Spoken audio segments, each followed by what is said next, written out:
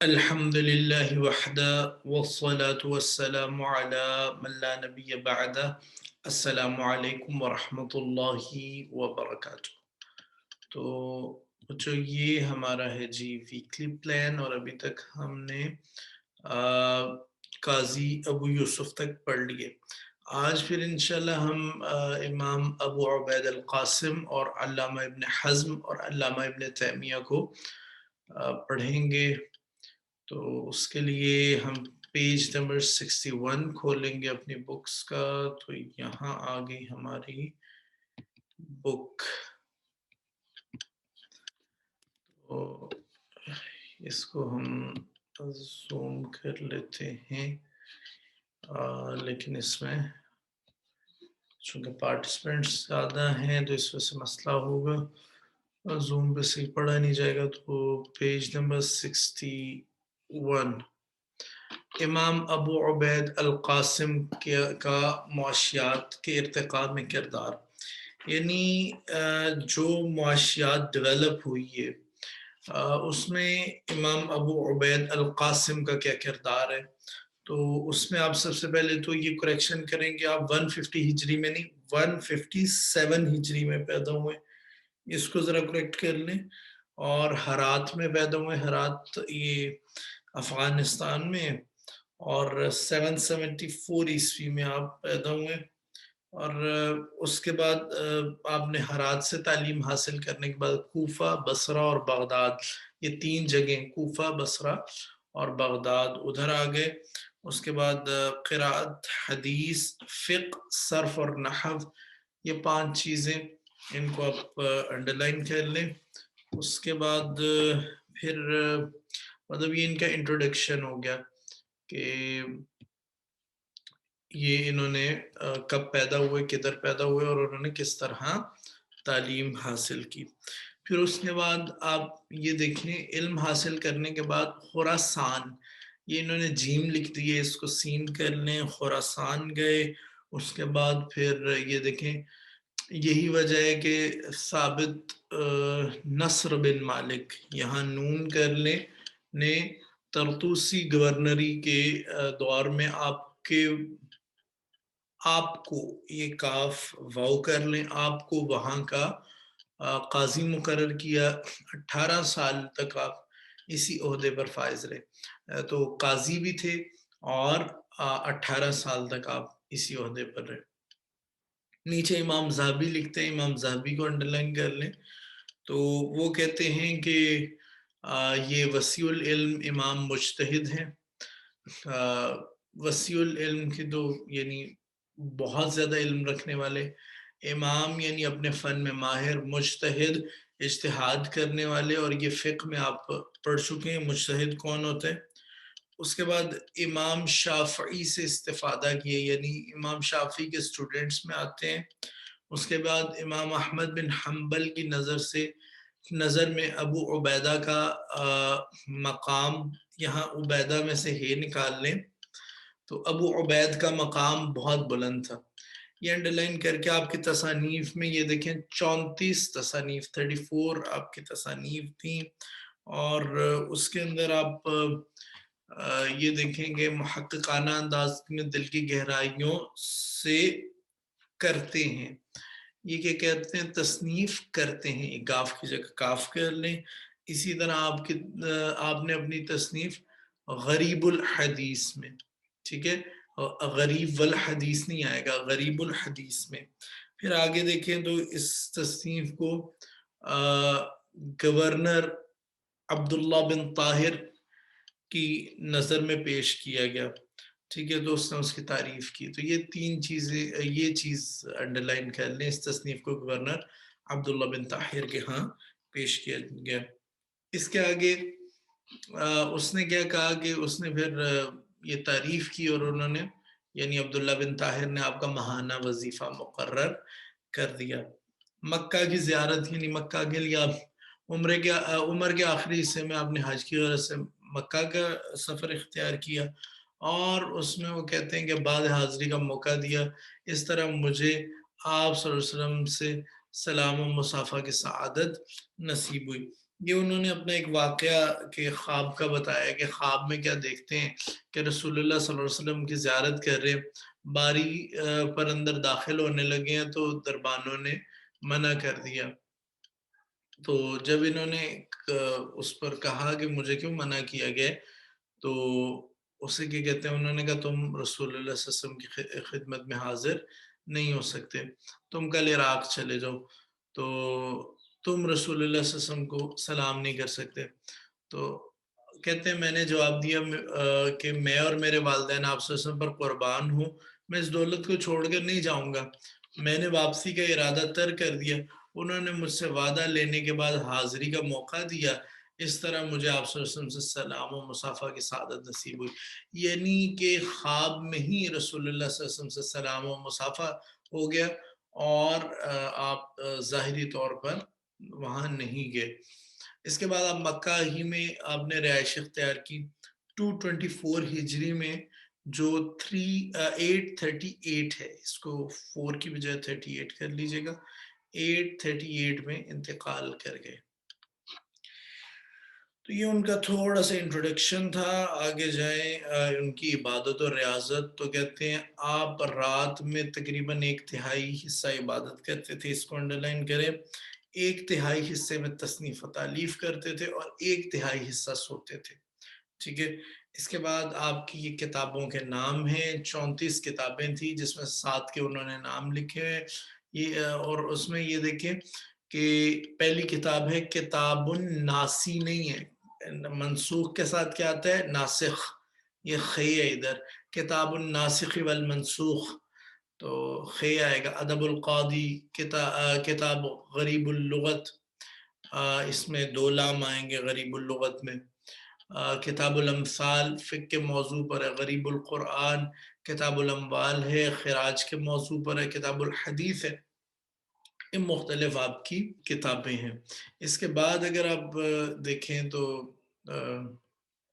آپ کے معاشی افکار کو دیکھ لیں تو آپ کتاب الاموال کو انڈرلائن کریں، یہ 2 جلدوں پر مشتمل ہے. ٹھیک ہے. آگے دیکھیں تو عشور، اب ان کے معاشی افکار کو ڈسکس کر رہے ہیں. عشور، عشور کسے کہتے ہیں؟ کہتے ہیں تجارتی سامان پر موصول. اچھا، ایک عشر ہوتا ہے، ایک عشور ہے. عشر کیا ہے کہ زمینی پیداوار جو ہے اس کے اوپر 10واں حصہ. ٹھیک ہے. اور عشور کیا ہے کہ جب بھی کوئی تجارتی قافلہ تجارت کی غرض سے کوئی شہر کو چھوڑ کے جائے گا، یعنی تجارت کرنے جائے گا اور تجارت کر کے آئے گا، تو اس کے اوپر جو تجارت اس نے کی ہے، جو اس نے منافع کمایا ہے، اس کے اوپر اسے 10% جو ہے وہ اسلامی ریاست کو دینا پڑے گا. تو یہ عشور ہے. تو ابو عبید کا قول ہے کہ عشور لینے کے احکام سب سے پہلے حضرت عمر نے جاری کیے. اس کو حضرت عمر نے جاری کیا کر لیں. اسے چنگی بھی کہتے ہیں جس طرح. تو آگے دیکھیں گے کیا ہوتا ہے کہ ذمیوں سے 5% اور اہل عرب سے 10% عشور لیا جاتا ہے. ذمی کون ہوتا ہے؟ ذمی وہ غیر مسلم ہیں جو مسلم ریاست میں رہ رہے. اب غیر مسلم کون ہوا؟ یعنی جو مسلمان ریاست میں رہ رہے. تو اس وقت مسلمان ریاستوں کے معاہدے ہوتے تھے، حفاظت کا، ہر چیز کا باقاعدہ کانٹریکٹ ہوتا تھا. تو جو غیر مسلم مسلمانوں کی ریاست میں رہنا چاہتا تھا اسے حکومت کے ساتھ معاہدہ کرنا پڑتا تھا کہ اسے کیا کہتے ہیں، میں آپ کے معاملات میں، آپ کے دین میں چیزوں میں انٹرفیئر نہیں کروں گا، میں ایز اے سیکنڈری سویلین رہوں گا اور مجھے سیکنڈ کلاس سویلین کی حیثیت ملے گی اور فرسٹ کلاس سویلین کی حیثیت نہیں ملے گی. اور لیکن آپ لوگ میری جان، میرے مال، میرے دین کی حفاظت کریں گے، میری عبادت گاہیں محفوظ رہیں گی، میری جان محفوظ رہے گی، میرا مال محفوظ رہے گا، میرا گھر محفوظ رہے گا. یہ ساری چیزیں صرف اس لیے کہ آپ کی حکومت ہے، آپ جیسے چلانا چاہتے ہیں آپ اسے چلائیں، ہم آپ کے معاملات میں انٹرفیئر نہیں کرتے، لیکن آپ ہمیں پروٹیکشن دیں. تو وہ پھر اسے کیا کہتے ہیں، ذمی کہلاتے ہیں. تو وہ ذمیوں سے 5% اور اہل عرب سے 10%. ذمیوں سے کم کیوں؟ کیونکہ دیکھیں وہ انہیں سیکنڈ کلاس سویلینز ہیں، وہ آپ کے اس طرح مطلب حکومتی لیول پر دین ان کا جو ہے وہ نہیں ہے، تو کہہ لیں گے جب ان سے آپ چیزیں انہیں کم دے رہے ہیں حقوق میں، تو ان سے پھر جو ان کے فرائض ہیں وہ بھی کم ہوں گے، ان سے جو چیزیں حاصل کی جائیں گی وہ بھی کم ہوں گی، تاکہ ظلم نہ ہو، جتنا انہیں مطلب دیا جا رہا ہے اس کے مطابق ہی ان سے وصول کیا جائے گا۔ رہی یہ بات کہ انہیں سیکنڈ کلاس سویلینز کیوں رکھا جائے گا اور مطلب وہ دین میں انٹرفیئر کیوں نہیں، دیکھیں ہر ملک کا ایک قانون ہوتا ہے۔ آج امریکہ بہت ترقی یافتہ ملک ہے، انگلینڈ بہت ترقی یافتہ ملک ہے، اور مطلب یہ ساری جو ہیں ایک ترقی یافتہ ممالک کہلاتے ہیں اور اس طرح، لیکن ان ممالک میں بھی بعض چیزوں کے اوپر پابندی ہوگی، ٹھیک، مثلا امریکہ میں آج تک کوئی غیر عیسائی جو ہے وہ صدر نہیں بنا، جو بھی صدر ہوتے ہیں وہ عیسائی ہوتے ہیں، ٹھیک۔ اسی طرح اگر آپ کسی بھی اسے کیا کہتے ہیں دین کی یا دین کو ایک طرف کر دیں، تو آپ سیاست میں اگر کسی ملک سے بغاوت کرتے ہیں، کسی بھی ملک سے بغاوت کرتے ہیں، تو اس کی سزا کیا ہے؟ سیدھا سیدھا اس کی سزا ہے قتل۔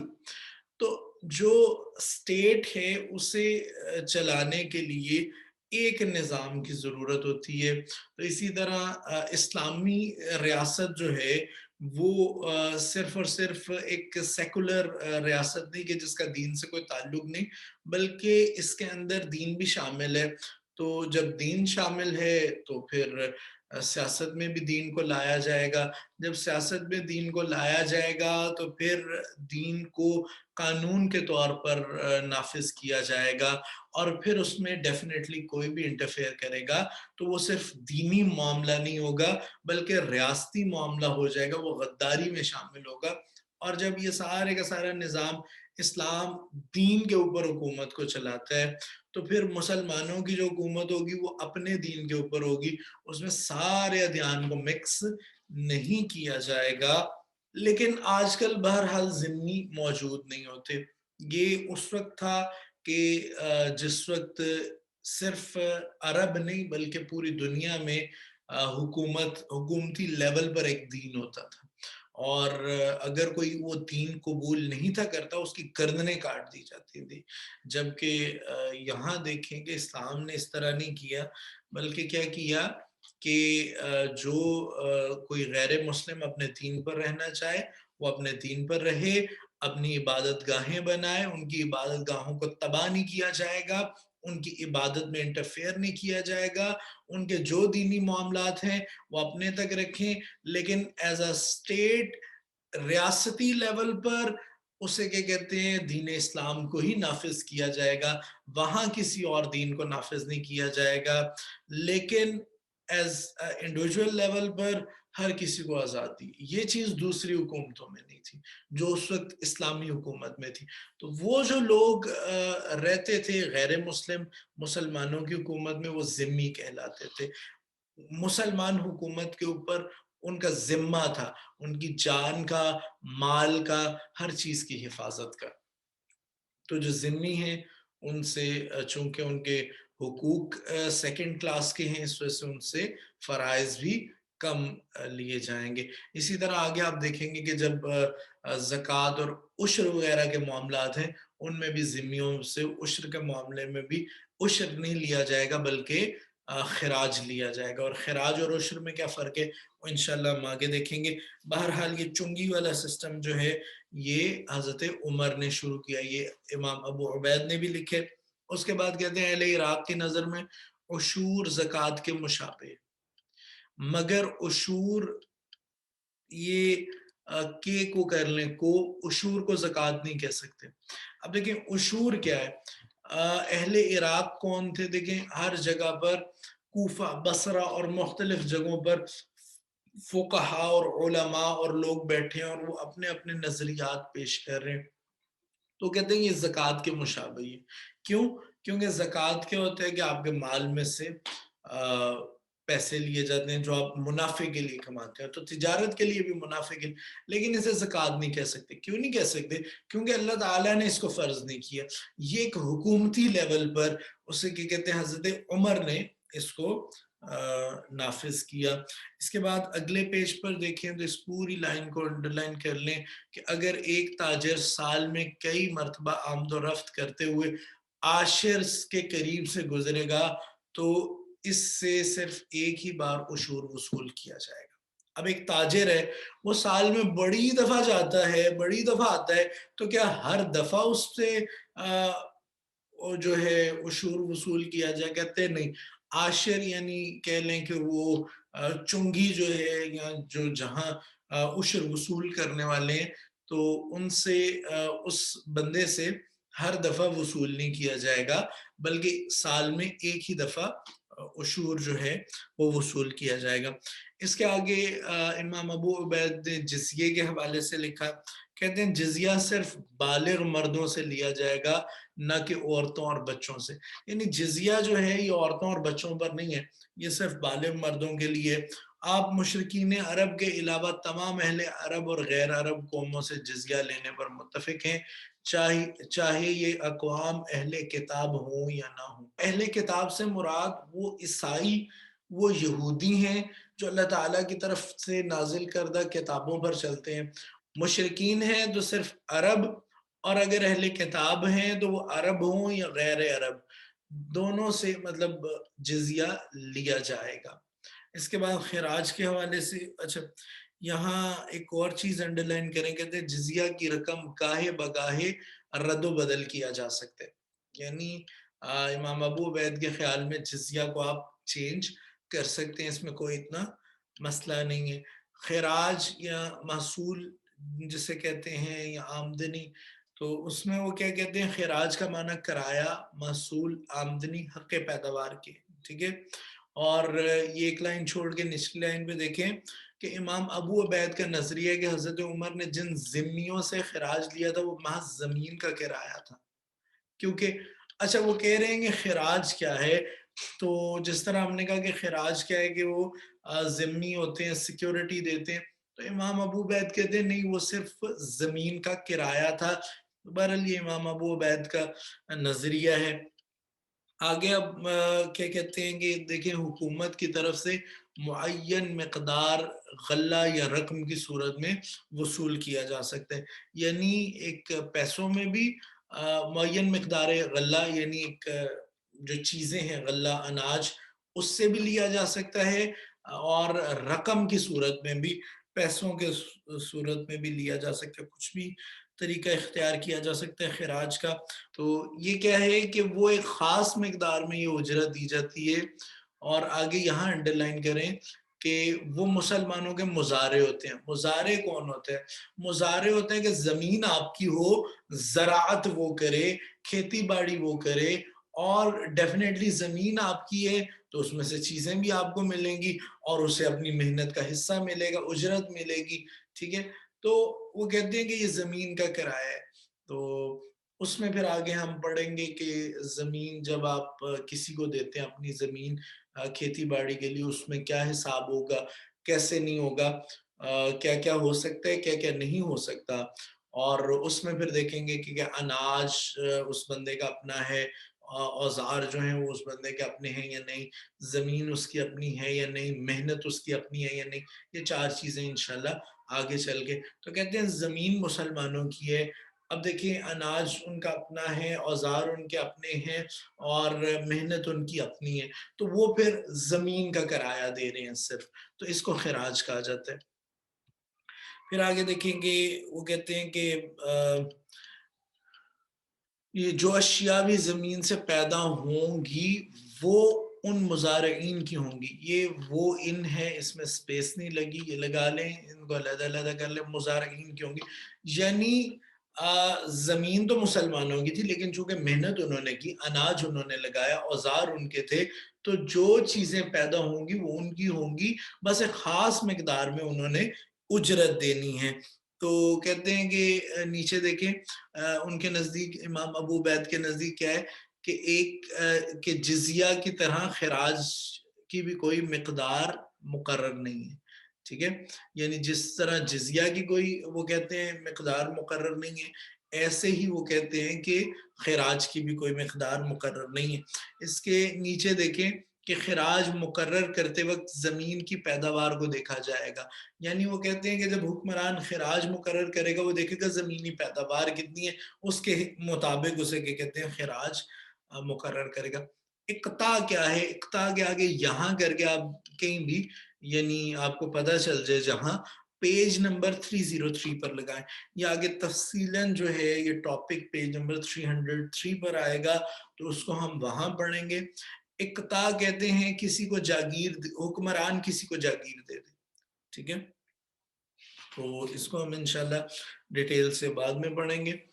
اور آگے حمی اور اجتماعی مفاد دیکھ لیں کہ حمی یعنی وہ چیز کہ جسے ایک فرد یا جماعت اپنے فائدے کے لیے محفوظ کر لے اور دوسروں کی دخل اندازی ممنوع ہو، ٹھیک ہے، تو اس میں کسی علاقے کو حمی قرار دینے کا حق اللہ اور اس کے رسول کے سوا کسی کو حاصل نہیں ہے، ٹھیک ہے، یہ حدیث ہے۔ تو امام ابو عبید نے کتاب الاموال میں اس حدیث پر تبصرہ کیا، اللہ اور اس کے رسول کی طرف سے حمی قرار دینے کی وہ صورتیں ہو سکتی ہیں، دو صورتیں ہو سکتی ہیں۔ ایک صورت تو یہ کہ کسی علاقے کو اسی لیے ممنوع قرار دیا جائے کہ وہاں سے راہ خدا میں لڑنے والے مجاہدین کے گھوڑے خوراک پائیں، اور اس بارے میں خود رسول اللہ صلی اللہ علیہ وسلم کا عمل موجود ہے۔ دوسری صورت یہ ہوگی کہ زمین کو صدقہ کے جانوروں کے چرنے کے لیے، یہ دیکھیں یہ انہوں نے یہ بھی لگایا اور زے بھی لگائی ہے، تو زے کو کاٹیں تو یہ چیرنے بن جائے گا، لیکن یہاں کسی کو کاٹنے کا تو ذکر نہیں آ رہا، چرتے ہیں جانور تو یہ بھی کٹے گی، تو چرنے کے لیے اس وقت تک ممنوع قرار دیا جائے گا کہ وہ اپنے مستحقین میں تقسیم ہو جائیں، اور اس صورت پر حضرت عمر نے عمل کیا تھا۔ اب یہ سارے کا سارا ہے جو اس سے کیا کہتے ہیں آپ کا امام ابو عبید کے جو نظریات تھے معاشیات کے حوالے سے۔ اس کے بعد وہ کہتے ہیں کتاب الاموال کے موضوع پر مفصل، یعنی اس موضوع پر خراج کے موضوع پر مفصل اور جامع کتاب ہے۔ اس کتاب میں حدیث و آثار کے علاوہ رسول اللہ صلی اللہ علیہ وسلم کی کئی ایسے خطوط اور خطبے نقل کیے گئے ہیں جو ابو یوسف کی کتاب خراج میں نہیں ملتے۔ دیکھیں انہوں نے کمپیرزن بتایا کہ کتاب الاموال اور کتاب الخراج جو امام ابو یوسف کی، اس میں کیا فرق ہے، اور پھر اس میں یہ موضوعات انہوں نے بیچ میں ڈال دیے کہ اس کتاب کے موضوعات کیا ہیں۔ آگے فٹافٹ ہم دیکھ لیں گے امام ابن حزم کون تھے اور امام ابن حزم کے معاشی افکار کیا تھے۔ تو یہ ساری چیزیں انفارمیشن ہے، آپ نے ان کو ایسے یاد کرنا ہے۔ ابو محمد علی بن سعید ابن حزم ان کا نام تھا۔ 384 ہجری ماہ رمضان کے آخری ایام میں، یعنی 7 نومبر 994 عیسوی کو یہ قرطبہ میں پیدا ہوئے ہیں، ٹھیک ہے۔ اس کے بعد آپ یہ دیکھیں گے کہ ایک لائن جو ہے اس کو آپ کاٹ لیں، ڈبل آ گئی ہے۔ اس زمانے میں وزیر ہونے کی نسبت سے آپ کی پرورش محلوں میں ہوئی، یہ دیکھیں یہ اوپر آ گئی ہے لائن تھی، آپ کے والد منصور ابی اور اس کے بیٹے مظفر کے وزیر ہونے کی نسبت سے آپ کی پرورش محلوں میں ہوئی ہے، اور پھر اس زمانے کے وزیر ہونے کی نسبت سے یہ یعنی 2 دفعہ آگے، ایکچولی یہ اس زمانے میں وزیر زادوں کی پرورش کی ذمہ داری، غلطی سے ڈبل ٹائپنگ ہو گئی ہے۔ تو اس میں پھر یہ دیکھیں کہ ابتدائی تعلیم جو تھی آپ کی، کہتے ہیں ابو القاسم عبد الرحمن، یہ دیکھیں دوسری لائن پہ ابو القاسم عبد الرحمن بن یزید ازدی آتا ہے ویسے تو، کی شاگردی میں رہے۔ 402 میں والد کی وفات کو انڈرلائن کریں، مریا میں کو انڈرلائن کریں، یہاں جا کر آپ نے درس و مطالعہ میں اپنی صلاحیتوں کو وقف کر دیا۔ قید اور جلاوطنی، یہ دیکھیں مریا کے گورنر نے سیاسی اختلاف کی بنا پر 407 ہجری میں آپ کو جیل میں بھیج دیا، اور 1 ماہ کی قید کے بعد آپ کو جلا وطن کر دیا گیا۔ اس وقت حکمرانوں کا معاملہ کیا ہوتا تھا، جب آپ نے ان کے کسی نظریے سے اختلاف کر دیا، ان کے مطابق آپ نے فیصلہ نہیں کیا، تو وہ آپ کو فوراً اسے کیا کہتے ہیں جیل میں ڈال دیتے تھے یا ملک سے باہر پھینک دیتے تھے۔ اس کے بعد آپ یہ دیکھیں، آپ کے اموی حکمران عبد الرحمن بن محمد کے وزیر رہے، یہ انڈرلائن کریں، عبد الرحمن بن محمد کے وزیر۔ شروع میں شافعی مذہب جانتے تھے، بعد میں ظاہری فقہ کی حمایت کی۔ ظاہری فقہ داؤد الظاہری کی فقہ ہے، یہ انہوں نے انبساط لکھ دی ہے، تو یہ دوسری لائن کے اوپر انبساط، انبساط کہتے ہیں خوشی کو، تو یہ ہے استنباط، الف سین تے نون بے الف، الف سین تے اور نون بے الف اور توئیں، تو استنباط، ٹھیک ہے۔ تو امام ابن حزم کے نزدیک فقی استنباط، استنباط کہتے ہیں کسی چیز کو نکالنا، ٹھیک۔ فقی استنباط کی ان جذبات کو ختم کر دیا جائے جن کی بنیادی قرآن و حدیث، جن کی بنیاد ہی قرآن و حدیث پر نہ ہو۔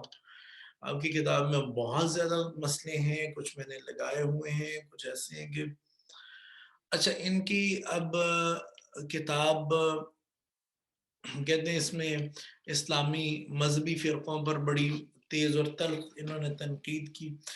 اچھا ابن حزم کی جو فقہی کتاب ہے وہ آگے انشاءاللہ آ رہی ہیں، ان پر ہم بات کرتے ہیں۔ آپ کی وفات 548 ہجری میں اگست میں 1064 عیسوی میں ہوئی، شعبان کے مہینے میں، اور اس خالق حقیقی دیکھیں یہاں غلط لکھے، اس کو درست کر لیں۔ تصانیف جو ہیں 400 کتابیں آپ نے لکھی، اس میں یہ چند کتابیں، اور یہ کتاب المحلہ کو آپ ٹک کر لیں، سٹار لگا لیں، یہ آپ کی بہت امپورٹنٹ کتاب ہے فقہی اعتبار سے بھی اور دوسری کافی چیزوں کے اعتبار سے بھی۔ ظاہر ہے معاشیات جو ہے وہ فقہ میں ڈسکس کی جائے گی، تو یہ ابن حزم نے المحلہ میں معاشی افکار جو ہیں ان کو ڈسکس کیے، اور اس میں آپ یہ پہلا جو ہے معاشی کفالت کا بندوبست۔ کفالت کیا ہوتا ہے؟ ذمہ داری اٹھانا، تو اس میں آپ یہ انڈرلائن کریں کہ تمام محروم المعیشت لوگوں کی کفالت۔ محروم المعیشت کون؟ کہ جو کاروبار نہیں کرتے، جو کماتے نہیں ہیں، ٹھیک ہے، جن کی تنخواہ نہیں ہے، جو کسی طرح بھی کما نہیں رہے، تو محروم المعیشت لوگوں کی کفالت کو بندوبست کرنا خلیفہ وقت کی ذمہ داری ہے، ٹھیک۔ اس کے بعد آپ دیکھیں گے انہوں نے قرآن کی آیت کے وَآتِ ذِی الْقُرْبَى حَقَّهُ وَالْمِسْكِينَ وَابْنَ السَّبِيلِ، کہ مسافروں کا اور مسکینوں کا، ٹھیک۔ تو یہ کیا ہے؟ یہ کہہ لیں کہ مسلمانوں کی ذمہ داری ہے، سوری حکمرانوں کی ذمہ داری ہے۔ تو دولت کے منصفانہ تقسیم کے داعی ہیں، کہتے ہیں کہ کسی سے جسمانی سکت سے زیادہ مشقت نہ لی جائے، اور لیکن ابن حزم نے محنت و مشقت اور دولت میں مثبت پہلو اجاگر کرنا چاہتے تھے۔ ان کے نزدیک اجیر چاہے آزاد ہو یا غلام، ان سے صرف اتنا ہی کام لیا جائے جتنا ان کا جسم کام کرنے کی صلاحیت رکھتا ہوں، اور یہ انڈرلائن کر لیں، صرف اتنا، وہ سارے کا خلاصہ بن جائے گا کہ جسمانی سکت سے زیادہ مشقت نہ لی جائے۔ آگے میراث اور وصیت کے بیان کے اندر یہ اتنا انڈرلائن کریں، وصیت غیر وارث رشتہ دار کے لیے فرض ہے۔ تو وہ کہتے ہیں کہ ایکچولی وصیت کے وراثت میں ہم پڑھیں گے کہ وصیت جو ہے وراثت میں آپ ایک تہائی تک کر سکتے ہیں، اور اس میں بھی آپ غیر وارث کے لیے کر سکتے ہیں، وارث کے لیے نہیں کر سکتے۔ ورثاء کی تو اللہ نے پہلی تقسیم بتا دی، اب جب غیر وارث کے لیے آپ کریں گے تو آپ کے اوپر ہے، اگر آپ کرنا چاہیں تو کر لیں، نہ کرنا چاہیں تو نہ کریں۔ تو کہتے ہیں ان کے نزدیک وصیت غیر وارث رشتہ دار کے لیے فرض ہے، یعنی وصیت کرنے والے کو چاہیے کہ وہ مال اتنی ہی مقدار میں وصیت کرے جس سے یہ فریضہ پورا کیا جا سکے، اور وہ اس لیے ان خیالات میں واجبہ کا ختم کرنا ظلم کے مترادف تصور دیتے ہیں، یعنی یہ لازم ہے کہ غیر وارث رشتہ داروں میں کے بارے میں 1/3 جو ہے وہ وصیت کی جائے، کیونکہ انہیں اللہ تعالیٰ نے ورثاء میں تو شامل نہیں کیا، لیکن اللہ تعالیٰ نے ان کے وصیت کا آپ کو کہہ دیا، تو وہ کہتے ہیں یہ لازم ہے، کہتے ہیں اگر آپ یہ نہیں کرتے تو یہ کیا ہے، ظلم کے اندر شمار ہوگا۔ اسی طرح آگے دیکھیں گے وراثت میں یتیم اور مسکین کا حصہ ہے، تو کہتے ہیں اکثر فقہا کی رائے ہے کہ جب میراث تقسیم کی جائے تو اس وقت اگر یتیم و مساکین آ جائیں تو انہیں بھی کچھ دے دیں، مگر ابن حزم کے مطابق یہ عطیہ اختیاری ہے، تو یہ دیکھیں یہ اختیاری ہے، انہوں نے لکھ دیا اسے کہ آپ کر لیں اختیاری نہیں بلکہ وجوبی ہے، اگر ورثاء نے حصہ دینے سے انکار کر دیں تو حاکم کا فرض ہے کہ زبردستی دلائے، یعنی وہ کہتے ہیں یہ بھی فرض ہے۔ یہ آگے پھر ان کے کچھ نظریات ہیں، زمین کو اجارہ یا ٹھیکے پر دینے کی ممانعت، یہ پڑھ لیجئے گا کہ وہ کہتے ہیں ٹھیکے پر نہیں دی جا سکتی۔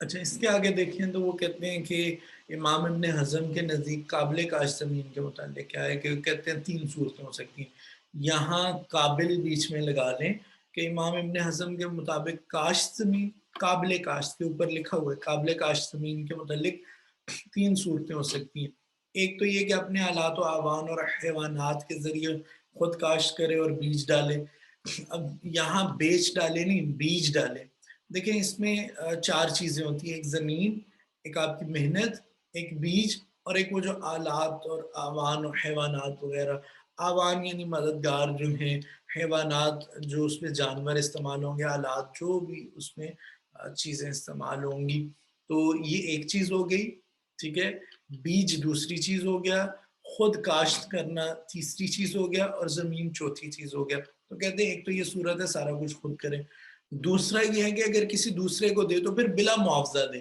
پھر اس کی اجرت نہ لے، جس طرح اس کو ہم آگے ڈسکس کریں گے کہ دوسرے فقہا کہتے ہیں کہ اس پہ اجرت لی جا سکتی، تیسرا یہ ہے کہ اپنی زمین مزارع کو دے دے اور مالک پیداوار میں اپنی مرضی سے آدھا یا چوتھائی حصہ یا پھر اس سے کم یا زیادہ دے، مگر زمین کے مالک کو چاہیے کہ وہ کوئی شرط عائد نہ کرے، یعنی جس نے زمین لی ہے اور اس میں فصل اگائی ہے وہ اپنی مرضی سے جتنا دینا چاہے دے، لیکن زمین کے مالک کو یہ شرط نہیں لگانی چاہیے، کہتے ہیں اگر زمین میں کچھ بھی پیدا نہ ہو تو مزارع نہ کچھ لے اور نہ کچھ دے۔ اچھا یہاں ایک چیز درست کر لیں، اپنی مرضی جو ہے انہوں نے مرض لکھ دی ہے تو اس کو یہاں یہ ڈال دیں، مرضی کر لیں، اس کے بعد کہتے ہیں مزارع سے خدمت لینے کی ممانعت، کہتے ہیں کہ ابن اعظم کے خیال میں مزارعت میں کاشتکار سے متعلق کاموں کے علاوہ کسی قسم کی خدمت لینا ناروا ہے، یہ دیکھیں یہ واو آئے گا دال نہیں آئے گا، اور اس سے اپنا ذاتی کام نہ کروائے، خود وہ کسی بھی نوعیت کا ہو، مثلا ذاتی مکان بنوانا، اس کی صفائی کروانا، یعنی کاشتکار ہے، آپ کسی کو کہہ رہے ہیں کہ میری زمین کاشت کر دے تو اس سے آپ کوئی اور کام نہ کروائیں۔